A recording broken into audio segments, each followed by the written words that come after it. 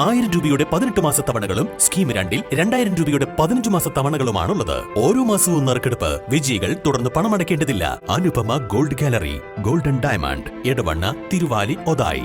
ഒരു രാജ്യം ഒരു രജിസ്ട്രേഷൻ എന്ന ആശയത്തിന്റെ ഭാഗമായി രജിസ്ട്രേഷൻ മേഖലയിൽ ടെംപ്ലേറ്റ് സംവിധാനം നടപ്പാക്കുന്നതിനെതിരെ ആധാരമെഴുത്ത് തൊഴിലാളികൾ പ്രതിഷേധ ധർണ സംഘടിപ്പിച്ചു.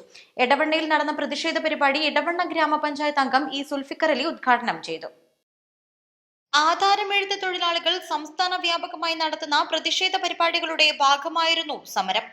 നമ്മൾ സാക്ഷരതയിൽ 1-ാം സ്ഥാനമാണെങ്കിലും നിയമപരമായിട്ട് ഒരു വ്യക്തി എന്നുള്ള നിലയ്ക്ക് ഓരോ വ്യക്തികളും അറിഞ്ഞിരിക്കേണ്ട നിയമപരമായിട്ടുള്ള ഭരണഘടനാപരമായിട്ടുള്ള അറിവ് ഇന്ന് വളരെ കുറഞ്ഞ ഒരു വിഭാഗമാണ് സാധാരണക്കാരായിട്ടുള്ള ജനങ്ങൾ.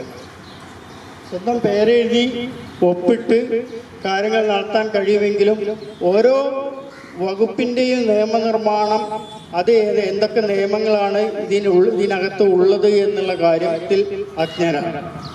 ഇപ്പോൾ രജിസ്ട്രേഷൻ ഡിപ്പാർട്ട്മെൻറ്റിൽ ആധാരമായി സംബന്ധിച്ചുള്ള നിയമനിർമ്മാണങ്ങളൊക്കെ തന്നെ ഈ ഏതൊക്കെ ആധാരങ്ങളിൽ എന്തൊക്കെ വരണം, എന്തൊക്കെ വരാൻ പാടില്ല എന്നുള്ള കാര്യത്തിൽ സാധാരണക്കാരനായ ജനങ്ങൾക്ക് യാതൊരു വിവരവും ഇല്ലാത്ത സ്ഥിതിയാണെന്നുള്ളത്.